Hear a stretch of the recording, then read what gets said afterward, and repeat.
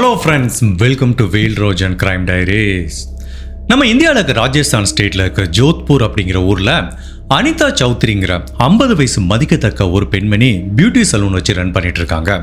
இவங்க கணவரோட பேர் மனோகர் சௌத்ரி. இந்த அனிதா சௌத்ரி வந்து பார்த்தீங்கன்னா நிறைய பிஸ்னஸ் பண்ணிட்டு இருந்தா கூட இவங்களோட பிரதான வேலை இந்த பியூட்டி சலூன் ரன் பண்ணுறதான். அக்டோபர் மாதம் 26ஆம் தேதி 2024 வருஷம் இந்த பியூட்டி சலூனில் லஞ்ச் முடிச்சதுக்கப்புறம் கரெக்டாக மதியம் 2:30 மணிக்கு அங்கே வேலை பார்க்குற எம்ப்ளாயிஸ் கிட்ட இவங்க என்ன சொல்லிட்டு போகிறாங்கன்னா, எனக்கு ஒரு முக்கியமான வேலை இருக்குது, நான் வெளியில் போனவொன்னே ஒரு 2 ஹவர்ஸில் வந்துடுவேன், சலூனை பார்த்துக்கோங்கிற மாதிரி சொல்லிட்டு போகிறாங்க. ஜென்ரலாக அனிதா சௌத்ரி முழு நாளும் அந்த பியூட்டி சலூனில் தான் இருப்பாங்க. பிகாஸ் அவங்க யாரையுமே அவ்வளோ சீக்கிரம் நம்ப மாட்டாங்க. சரி, ஓகே, ஏதோ ஒரு முக்கியமான வேலையாக போகிறாங்க, திரும்ப வந்துருவாங்கங்கிற மாதிரி தான் அந்த எம்ப்ளாயிஸ் நினச்சிட்டு இருந்தாங்க. 2:30 மணிக்கு கிளம்பி போனவங்க 4:30 மணி ஆகுது, 5:30 மணி ஆகுது, 6:30 மணி ஆகுது. அப்போ வரைக்கும் இந்த அனிதா சௌத்ரி திரும்ப வரல. அதனால அந்த பியூட்டி சலூனில் வேலை பார்க்குற சுனிதாங்கிற பெண்மணி அவங்களுக்கு ஃபோன் செய்ய முயற்சி பண்ணியிருக்காங்க. அவங்களோட ஃபோன் நாட் ரீச்சபிளாக இருக்கு. இதனால சுனிதா இந்த அனிதாவோட கணவர் மன்மோகன் அப்படிங்கிற நபருக்கு ஃபோன் பண்ணுறாங்க. அவர் என்ன சொல்றாரு, இல்லையே அவங்க வீட்டுக்கே வரலையே, என்னமா சொல்ற, 2:30 மணிக்கு போனவங்க இன்னும் பியூட்டி சலூனுக்கு வரலையாங்கிற மாதிரி. இப்போ அந்த மன்மோகன்கிற கணவருக்கும் கொஞ்சம் பதட்டம் ஆயிடுச்சு. இப்போ அவர் என்ன சொல்றாரு, சரி ஓகே நான் கிளம்பி வர்றேன்னு சொல்லிட்டு அவர் வீட்டில் இருந்து இந்த பியூட்டி சலூனுக்கு கிளம்பி வர்றாரு. இப்போ அந்த பியூட்டி சலூனுக்கு வெளியில் ஒரு சிசிடிவி கேமரா இருக்கு. அந்த கேமராக்கு இவருக்கு அக்சஸ் இருக்கு. அந்த கேமரா ஃபுட்டேஜஸ் எல்லாத்தையும் பார்க்கும்போது 2:30 மணிக்கு அனிதா சௌத்ரி அவங்க பியூட்டி சலூன்ல இருந்து கிளம்பி போயிருக்காங்க. அப்போ ஒரு ஆட்டோ எடுத்துக்கிட்டு அந்த ஆட்டோல கிளம்பி போயிருக்காங்க. அதுவும் அந்த பியூட்டி சலூனோட வாசல்ல தான் அந்த ஆட்டோல ஏறி போயிருக்காங்க. சரி ஓகே, எங்க போயிருப்பாங்க அப்படிங்கிற மாதிரி இவருக்கும் தெரியல. சரி கொஞ்ச நேரம் வெயிட் பண்ணி பார்ப்போம்னு சொல்லிட்டு இவரும் ஒரு 7:30 மணி வரைக்கும் வெயிட் பண்ணி பார்க்குறாரு. அப்போ வரைக்கும் அனிதா வீட்டுக்கு வரல. தன்னோட சொந்தக்காரங்க, ஃப்ரெண்ட்ஸு, ஃபேமிலி அவங்க எங்கெல்லாம் போயிருக்க வாய்ப்பு இருக்கோன்னு எல்லா இடத்துக்கும் சந்தேகத்தின் அடிப்படையில் ஃபோன் பண்ணி கேட்டால் கூட எங்கேயுமே அனிதா சௌத்ரி வரலைங்கிற மாதிரி தான் எல்லாருமே பதில் சொல்கிறாங்க. இப்போ இவருக்கு கொஞ்சம் குழப்பமாயிடுச்சு. இந்த தம்பதிகளுக்கு ஒரு பையன் இருக்கான். இப்போ இவர் வீட்டுக்கு போகிறாரு, தன்னோட பையன் கிட்ட நடந்ததை சொல்கிறாரு. இப்போ அந்த பையனுக்கும் ஒரு பதட்டம் வர ஆரம்பிச்சு அப்பாவும் பையனும் 2 பேரும் சேர்ந்து அனிதாவை தேட ஆரம்பிக்கிறாங்க. இரவு ஃபுல்லாக தேடுறாங்க, எங்கேயுமே அனிதாவை கண்டுபிடிக்க முடியல. அனிதா வீட்டுக்கும் வரல, பியூட்டி சலூனுக்கும் வரல. ஸோ மறுநாள் காலையில் அக்டோபர் மாதம் 27ஆம் தேதி இதுக்கு மேலே வெயிட் பண்ணா தன்னோட மனைவிக்கு ஆபத்துங்கிற மாதிரி உணர்ந்த மன்மோகன் அப்படிங்கிற இந்த கணவர் பக்கத்தில் இருக்க போலீஸ் ஸ்டேஷனில் தன்னோட மனைவி மிஸ் ஆயிட்டாங்கன்னு ஒரு கம்ப்ளைண்ட் பதிவு பண்ணுறாரு. இப்போ போலீஸும் இந்த அனிதாவோட டிஸப்பியரன்ஸை பற்றி விசாரிக்கிறாங்க. ஃபர்ஸ்ட் அவங்களோட விசாரணை எங்கேருந்து ஆரம்பிக்கிறாங்கன்னா பியூட்டி சலூன்லேருந்து ஆரம்பிக்கிறாங்க. அப்போ இந்த பியூட்டி சலூனில் வேலை பார்க்குற எம்ப்ளாயிஸ் என்ன சொல்கிறாங்கன்னா, சார் அனிதா அவ்வளோ சீக்கிரம் பியூட்டி சலூனை விட்டு கிளம்பி போக மாட்டாங்க, ப்ளஸ் போனாலும் மேக்ஸிமம் 1 ஹவரில் வந்துடுவாங்க. ஸோ ஆனால் அவங்க எங்கே போகிறாங்கங்கிறத எங்ககிட்ட சொல்லிட்டு போகலங்கிற மாதிரி சொல்கிறாங்க. அப்போது இந்த கணவர் மன்மோகன் சொல்கிறாரு, சார் நானும் சிசிடிவி ஃபுட்டேஜை பார்த்தேன், 2:30 மணிக்கு ஒரு ஆட்டோவில் கிளம்பி போகிறாங்க சார்ங்கிற மாதிரி போலீஸ் கிட்ட சொல்கிறாரு.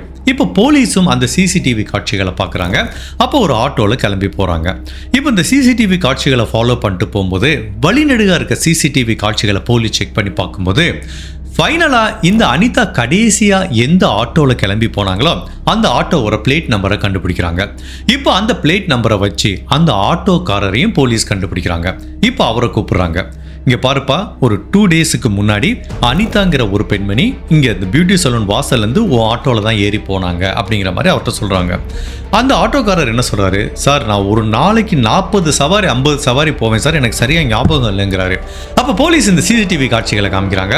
ஆமாம் சார், எனக்கு இப்போ ஞாபகம் இருக்குது சார், நான் ஜஸ்ட் இந்த பக்கம் போயிட்டு இருந்தேன், பயா அப்படிங்கிற மாதிரி என்னை கூப்பிட்டாங்க சார். அவங்க என்ன சொன்னாங்கன்னா, இங்கேருந்து பக்கத்தில் கங்கனாங்கிற மாதிரி ஒரு வில்லேஜ் இருக்குது, அந்த வில்லேஜுக்கு என்னை போய் ட்ராப் பண்ணுங்கிற மாதிரி சொன்னாங்க. நானும் அவங்கள ட்ராப் பண்ணிட்டு கிளம்பி போயிட்டேங்கிற மாதிரி சொல்றாங்க. ஸோ இப்போ கடைசியா அனிதா சௌத்ரிங்கிற பெண்மணி கங்கனாங்கிற ஒரு வில்லேஜுக்கு தான் போயிருக்காங்கன்னு தெரியுது.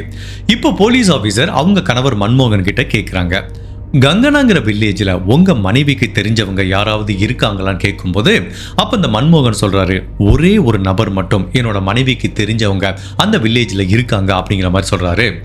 குல் முகமது அப்படிங்கிற ஒரு நபர் என்னோட மனைவியோட நீண்ட கால நண்பர், 20-25 வருஷமாக என்னோட மனைவிக்கு நல்லாவே தெரியும், அவர் தான் சார் அந்த கங்கனாங்கிற வில்லேஜில் இருக்காரு. அவர் வேற யாரும் இல்லை, என்னோட மனைவி எங்கே பியூட்டி சலூன் வச்சுருக்காங்களோ அதுக்கு எதிர்த்தாப்புலேயே ட்ரை கிளீன் பண்ணுற மாதிரி ஒரு ஷாப் வச்சுருக்காரு. ஸோ அவரும் 20-25 25 வருஷமா அந்த பிசினஸ் ரன் பண்ணிட்டு இருக்காரு. என்னோட மனைவியும் பல நாளா பியூட்டி சலூன் பிசினஸ் ரன் பண்ணிட்டு இருக்காங்க. ஜஸ்ட் எதிர்த்து இருக்கிற கடைங்கிறதுனால அவங்களுக்குள்ள ஒரு நல்ல ஃப்ரெண்ட்ஷிப் இருக்கு. ஈவன் இந்த குல் முகமது என்னோட மனைவியை எப்பவுமே சகோதரி தான் சார் கூப்பிடுவாருங்கிற மாதிரி சொல்றாங்க. சரி, ஓகே, அவரை தவிர அந்த வில்லேஜில் உங்க மனைவிக்கு தெரிஞ்சவங்க யாராவது இருக்காங்களான்னு கேட்டதுக்கு, இல்ல சார், எனக்கு தெரிஞ்ச வரைக்கும் அந்த கங்கனாங்கிற வில்லேஜில் குல் முகமதுங்கிற இந்த நபர் மட்டும்தான் சார் இருக்காரு அப்படிங்கிற மாதிரி சொல்றாங்க. இந்த குல் முகமது அப்படிங்கிற நபரை ஃபரூசிங்கிற மாதிரி கூட கூப்பிடுவாங்கங்கிற மாதிரி இன்னொரு தகவலையும் போலீஸ் கிட்ட சொல்றாரு. சரி, ஓகே, இப்போ ஒன்று பண்ணுவோம், அந்த கங்கனாங்கிற வில்லேஜுக்கு போய் பார்த்துருவோம், அங்கே போய் பார்த்தா நம்மளுக்கு ஒரு கிளியர் ஐடியா கிடைக்குங்கிற மாதிரி இந்த குல் முகமது அப்படிங்கிற நபரை ஜஸ்ட் விசாரிக்கலாங்கிற ஒரு அணுகுமுறையில் தான் போலீஸ் அந்த வில்லேஜுக்கு போகிறாங்க. பட் அந்த கங்கனாங்கிற வில்லேஜுக்குள்ள போலீஸுக்கு எவ்வளோ பெரிய பேரதிர்ச்சி காத்துக்கிட்டு இருக்குங்கிறத அப்போ போலீஸும் உணரலை, காணாம போன அனிதாவோட கணவர் மன்மோகன் அப்படிங்கிற அந்த நபரும் உணரலை.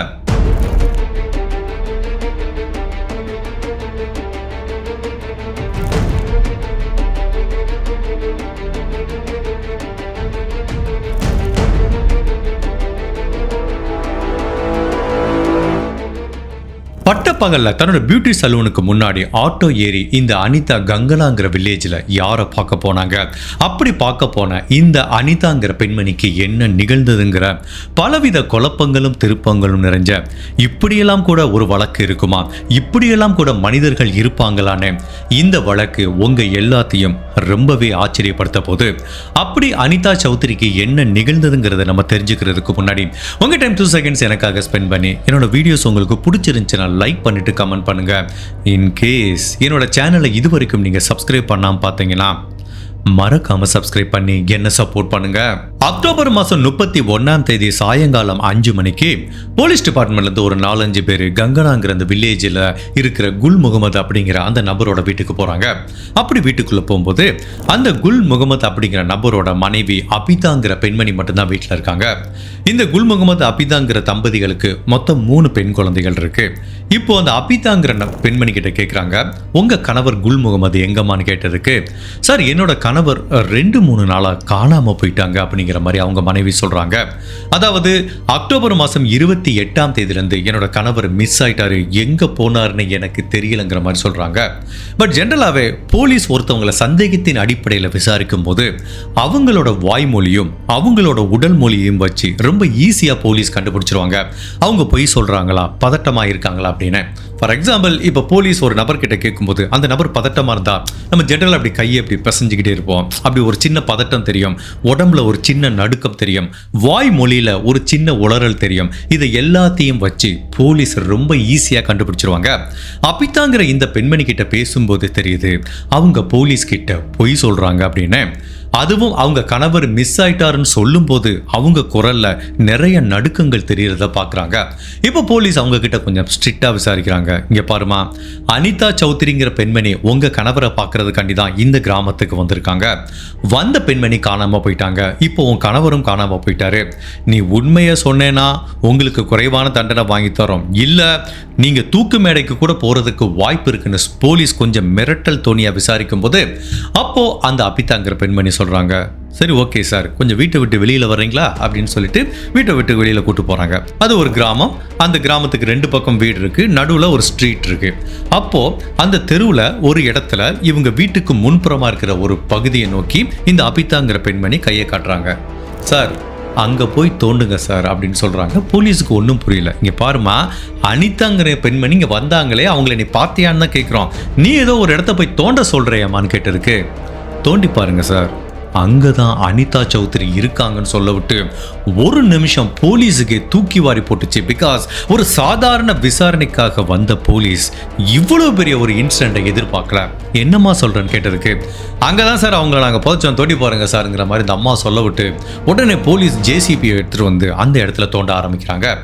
1 அடி இல்லை, 2 அடி இல்லை, 8 அடி ஆழமா குழி தோண்ட விட்டு மொத்தம் 8 பிளாஸ்டிக் கவரை கண்டுபிடிக்கிறாங்க. அந்த 8 விதமான பிளாஸ்டிக் கவருக்குள்ள வெட்டப்பட்ட மனிதனோட உடல் பாகங்கள் தெரியுது. அதுவும் இந்த பாடியில இருந்து ஸ்மெல் வரக்கூடாதுங்கிறதுக்காக நிறைய வாசனை திரவியங்களை ஃபுல்லாவே யூஸ் பண்ணிருக்காங்க. இப்போ அந்த 8 பிளாஸ்டிக் கவருக்குள்ள இருக்க உடல் பாகங்களை பார்க்கும்போது கை தனியா, கால் தனியா, உடல் பாகங்கள் தனியா இருக்கு. இப்போ காணாம போன அனிதா சௌத்ரியோட கணவர் மன்மோகன் சௌத்ரியை வர சொல்லி இந்த 8 பிளாஸ்டிக் கவரை பார்க்கும்போது அதுல சில பிளாஸ்டிக் கவருக்குள்ள கொலை செய்யப்பட்ட இந்த விக்டிமோட ட்ரெஸ் இருக்கு. அந்த ட்ரெஸ்ஸை பார்க்கும்போதே தெரியுது, கடைசியா அனிதா சௌத்ரி காணாம போனப்போ என்ன ட்ரெஸ் போட்டிருக்காங்களோ அந்த ட்ரெஸ் தான் வெட்டப்பட்ட இந்த மனிதனோட உடல் பாகங்கள்ல இருந்து கண்டுபிடிக்கிறாங்க. ஸோ இதுல இருந்து சந்தேகமே கிடையாது, இந்த குல்முகமத் அப்படிங்கிற நபரோட வீட்டு வாசல்ல 8 அடி குழி தோண்டி துண்டு துண்டா வெட்டு புதைக்கப்பட்ட உடல் வேற யாரும் இல்ல, அனிதா சௌத்ரிங்கிறது உறுதி செய்யப்படுது. தன்னோட மனைவி மரணம் அடைஞ்சிட்டாங்கிறத கேள்விப்பட்டு அவங்க கணவரும் அவங்களோட பையனும் கதறி அழுகிறாங்க. ஸோ அதுக்கப்புறம் போலீஸ் இந்த 8 பிளாஸ்டிக் கவர்லையும் இருந்த வெட்டப்பட்ட மனிதனோட உடல் பாகங்களை பிரேத பரிசோதனைக்காக அரசு மருத்துவமனைக்கு அனுப்பி வைக்கிறாங்க. இப்போ போலீஸ் அந்த அபிதாங்கிற மனைவி கிட்ட கேட்குறாங்க, எல்லாமே நம்மளுக்கு நடந்து போச்சு, இப்பயாவது நீங்க உண்மையை சொல்றீங்களா? உங்க கணவர் தான் அந்த கொலையை பண்ணிருக்காரு, பட் அவர் இப்போ இல்லை, அவரை நாங்கள் தேடி கண்டுபிடிச்சிரோம், உண்மையை சொல்லுங்க, அனிதா சௌத்ரியை என்ன பண்ணீங்க அப்படின்னு கேட்கும்போது இப்போ அபிதாக்கு தெரியுது நல்லா மாட்டிக்கிட்டோன்னு சொல்லிட்டு, சரி சார் நான் எல்லா உண்மையும் சொல்லிடுறேன்னு சொல்லிட்டு இந்த அனிதா சௌத்ரிக்கு என்ன நிகழ்ந்ததுங்கிறத அந்த குல்முகமத்தோட மனைவி அபிதாங்கிற பெண்மணி ஒன்னா சொல்ல ஆரம்பிக்கிறாங்க.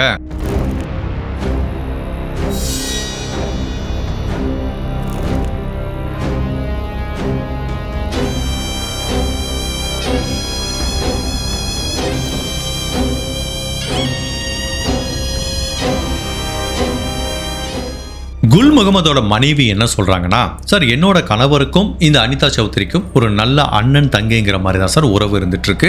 2 பேரும் பல வருடங்கள் நல்ல நண்பர்களாக பழகிட்டு இருந்திருக்காங்க. எங்க குடும்பமும் நல்லா போயிட்டு இருந்துச்சு. என்னோட கணவர் பிஸ்னஸ் பண்றாரு, அவரோட ஷாப்லேயும் நல்ல இன்கம் வந்துட்டு இருக்கு. நாங்களும் 3 குழந்தைகளை நல்லா வளர்த்துட்டு இருக்கும்போது எங்களோட கெட்ட நேரமா என்னன்னு தெரியல, என்னோட கணவர் கேம்பிளிங், அதாவது இந்த சூதாட்டத்துக்கு மேல அவருக்கு ஒரு ஈடுபாடு ஏற்பட்டு அதுல நிறைய பணத்தை தொலைச்சிட்டாரு. கிட்டத்தட்ட 12-13 லட்சம் ரூபாய் அவருக்கு கடன் ஆயிடுச்சு. டெய்லி கடன்காரங்க வந்து வீட்டு கதவை தட்டும்போது ரொம்ப சங்கட்டமா இருக்கு. அதுவும் பக்கத்து வீட்டுக்காரங்கெல்லாம் பார்க்கும்போது ரொம்ப அவமானமா இருக்கிறதுனால எப்படி இந்த 13 லட்சம் ரூபாய் கடனை அடைக்கிறதுங்கிறது எங்க கணவருக்கு விடை தெரியல.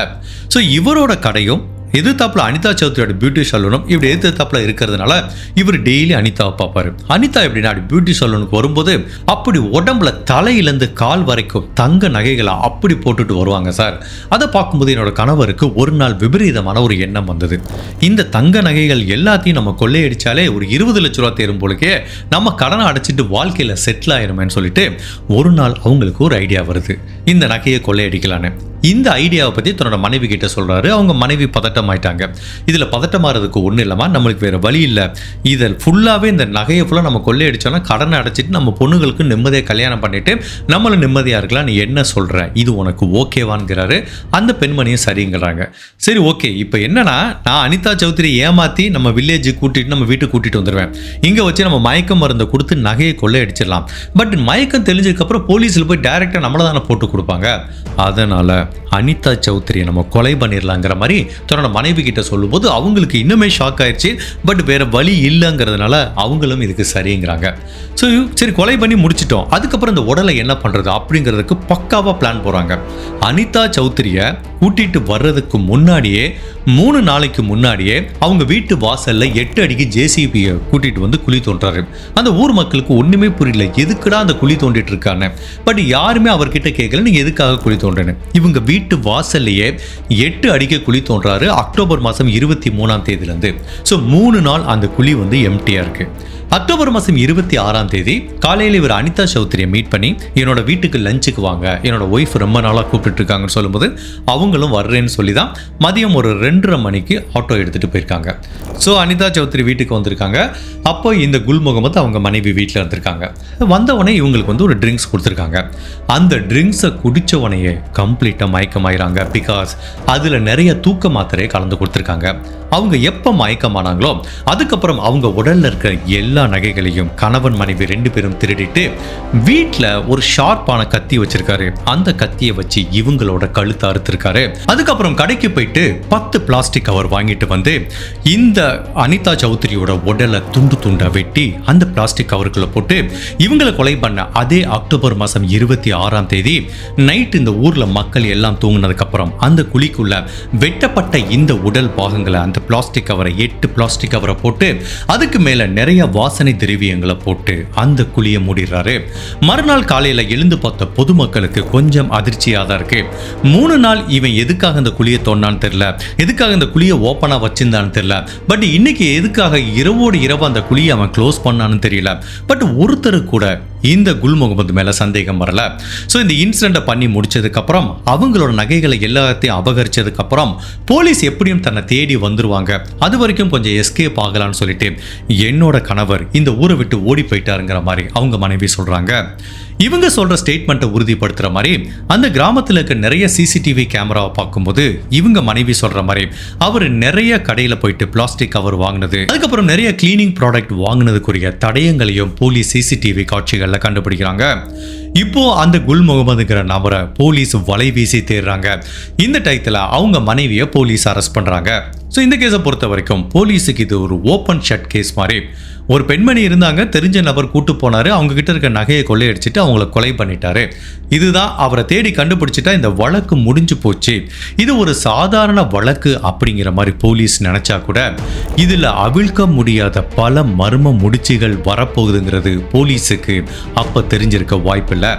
போலீஸ் இந்த குல் முகமதுங்கிற நபரை பிஸியா தேடிட்டு இருக்கும் போது கொலை செய்யப்பட்ட இந்த அனிதா சௌத்ரியோட கணவர் மன்மோகன் சௌத்ரி போலீஸ் டிபார்ட்மெண்ட்டுக்கு ஒரு ஆடியோ ரெக்கார்டிங்கை காமிக்கிறாரு. சார், இதை கேட்டு பாருங்க, இது எனக்கும் என்னோட மனைவியோட பியூட்டி சலூன்ல வேலை பார்த்த சுனிதாங்கிற பெண்மணிக்கும் இடைப்பட்ட உரையாடல்.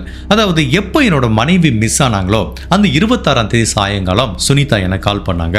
அப்போ அந்த காலில் அவங்க என்ன சொன்னாங்கன்னா, அனிதா கிளம்பி போய் ரொம்ப நேரம் ஆச்சு, அவங்க வரல, எனக்கு என்னமோ அந்த அன்சாரிங்கிற நபர் மேலே தான் டவுட்டாக இருக்கு, அவன் தான் மேபி இவங்களை ஏதாவது பண்ணியிருக்க வாய்ப்பு இருக்கு, ஏன் கொலை கூட பண்ணியிருக்க வாய்ப்பு இருக்கு, அன்சாரிங்கிற பேரை நான் உங்ககிட்ட சொன்னது எனக்கு தெரிஞ்சா ஏன் உயிருக்கு ஆபத்துங்கிற மாதிரி அந்த சுனிதா சொல்லியிருக்காங்க.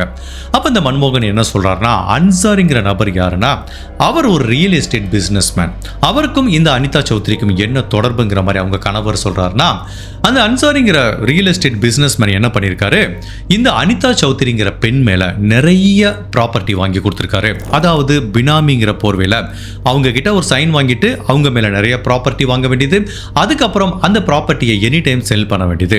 இப்படி இந்த அனிதாவை அவர் பினாமி மாதிரி யூஸ் பண்ணிட்டு இருந்திருக்காரு. சில சமயம் அனிதா அவர் கூட என்ன மாதிரி சண்டை போட்டிருக்காங்கன்னா, என்ன கேட்காம அந்த ப்ராப்பர்ட்டி எல்லாம் சேல் பண்ணக்கூடாதுங்கிற மாதிரி சொல்லியிருக்காங்க.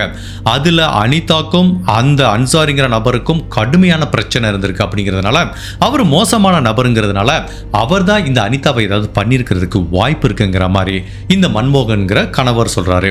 இப்போ அந்த அன்சாரிங்கிற ரியல் எஸ்டேட் பிசினஸ் மேனோட வீட்டில் போய் தேடி பார்க்குறாங்க. அங்க அவருக்கும் இந்த அனிதாவோட கொலைக்கும் எந்த தொடர்பும் இல்லை. ஏன், அந்த அன்சாரிங்கிற நபருக்கும் இதுல இவங்க அனிதாவை கொலை பண்ண குல் முகமதுங்கிற நபருக்கும் எந்த தொடர்பும் இல்லைங்கிறது தெரிய வரதுனால அன்சாரிக்கும் இந்த கொலைக்கும் எந்த தொடர்பும் இல்லைங்கிற மாதிரி போலீஸ் சொல்றாங்க. போலீஸ் இது ஒரு ஓப்பன் ஷட் கேஸுங்கிற மாதிரி நினைச்சு அந்த குல் முகமது தான் நகைக்காக உங்க மனைவியை கொலை பண்ணிட்டான்னு திரும்ப சொல்லிட்டு இருக்காங்க. பட் இந்த கணவர் மன்மோகன் என்ன சொல்றாரு, நகைக்காக இந்த கொலை செய்யப்படலைங்கிறாரு. ஏன் அப்படின்னா 26ஆம் தேதி எப்போ என்னோட மனைவி இந்த குல் முகமது வீட்டுக்கு போனாங்களோ அப்போ கழுத்தில் ஒரே ஒரு செயின் தான் போட்டிருந்தாங்க, வேறு எந்த நகையும் போடல. ஒரு செயினுக்காக அவன் கொலை பண்ணியிருக்க வாய்ப்பு இல்லை. ஸோ கண்டிப்பாக நகைக்காக என்னோட மனைவி கொலை செய்யப்படலை, அதுக்கு பின்னாடி பல மர்மங்கள் ஒளிஞ்சிட்டு இருக்குங்கிற மாதிரி தான் இந்த கணவர் ஃபீல் பண்ணுறாரு. பட் இந்த கணவர் என்னதான் 1000 விஷயம் சொல்லிட்டு இருந்தாலும் போலீஸ் டிபார்ட்மெண்ட் அதை கேட்கறதா இல்லை. அவங்க குல் முகமதை தேடிட்டு இருக்காங்க. எப்போ அவன் கிடைச்சானோ இந்த கேஸ் ஆல்மோஸ்ட் க்ளோஸ்டு. இப்போ அதனால இந்த கொலை செய்யப்பட்ட அனிதாவோட கணவரும் அவங்க பையனும் அவங்க உறவினர்கள் எல்லாரும் சேர்ந்து மிகப்பெரிய போராட்டம் பண்றாங்க. என்னோட மனைவியோட மரணத்துக்கு நீதி கிடைக்கல, போலீஸ் சரியா வேலை பார்க்கல, அன்சாரிங்கிற பிசினஸ் மேனை தப்பிக்க விட்டுட்டாங்க, கவர்மெண்ட்டும் சரியா வேலை பார்க்கலன்னு பயங்கரமான பிரச்சனை பண்றாங்க, போராட்டம் பண்றாங்க. நாளடைவில் இவங்க போராட்டம் இந்த மாதிரி மீடியா வழியா பொதுமக்களுக்கு தெரிய ஆரம்பிக்க விட்டு கவர்மெண்ட்டுக்கு ப்ரெஷர் ஆயிடுது. இப்போ கவர்மெண்ட் அவங்க கிட்ட கேட்குறாங்க, உங்களுக்கு என்னப்பா பிரச்சனைன்னு கேட்டதுக்கு, என்னோட மனைவியோட மரணத்துக்கு நீதி கிடைக்கிற வரைக்கும் என்னோட மனைவியோட வெட்டப்பட்ட அந்த உடல் பாகங்களை நாங்கள் வாங்க மாட்டோம், அவங்களுக்கு நாங்கள் இறுதி மரியாதை செஞ்சு அடக்கம் பண்ண மாட்டோங்கிற மாதிரி பயங்கரமாக பிரச்சனை பண்ணுறாங்க. இந்த மாதிரி ஏதாவது ஒரு கொலை நடக்குதோ, ஆக்சிடென்ட் நடக்குதோ, அவங்களோட உடலை உறவினர்கள் வாங்கலைன்னு வச்சுக்கோங்களேன், எவ்வளோ நாள் தான் பிணவரையிலே வச்சுட்டு இருக்க முடியும்? அது பெரிய பிரச்சனையாகும். இப்போ கவர்மெண்ட் அதிகாரிகள் வந்து இவங்க கிட்ட டீல் பேசுகிறாங்க. சரி, உங்களுக்கு என்ன தான் வேணும் அப்படின்னு கேட்டதுக்கு இவங்க மொத்தம் 3 கோரிக்கைகள் வைக்கிறாங்க. ஒன்று, போலீஸ் இந்த வழக்கை சரியாக விசாரணை பண்ணலை, ஸோ சிபிஐ இந்த வழக்கை விசாரணை பண்ணணும். 2வது, என்னோட மனைவியோட மரணத்துக்கு இந்த போலீஸ் டிபார்ட்மெண்ட் கவர்மெண்ட் சரியாக ஒர்க் பண்ணாதனால எங்களுக்கு 1 கோடி ரூபாய் நஷ்ட ஈடு வேணுங்கிறாங்க. 3வதா, என்னோட பையனுக்கு கவர்மெண்ட்டில் வேலை போட்டு தரணுங்கிற மாதிரி 3 விதமான கோரிக்கையை வைக்கிறாங்க. ஸோ கவர்மெண்ட்டும் இந்த கோரிக்கையில் ஃபுல்லாக பரிசீலித்து, சரிப்பா சிபிஐ விசாரணைக்கு அரேஞ்ச் பண்ணுறோம், உன் பையனுக்கு கவர்மெண்ட் வேலை தரோம், 1 கோடி ரூபாய் தர முடியாது, வேணா 50 லட்சம் ரூபாய் தரோங்கிற மாதிரி டீல் பேசினதுக்கப்புறம் இந்த அனிதா சௌத்ரியோட வெட்டப்பட்ட உடல் பாகங்களை வாங்கி அவங்க குடும்ப உறவுகள் இறுதி மரியாதை செலுத்தி அடக்கம் பண்றாங்க. ஃபைனலா இந்த வழக்கு ஏற்கனவே கவர்மெண்ட் ப்ராமிஸ் பண்ண மாதிரி சிபிஐக்கு மாற்றப்படுது.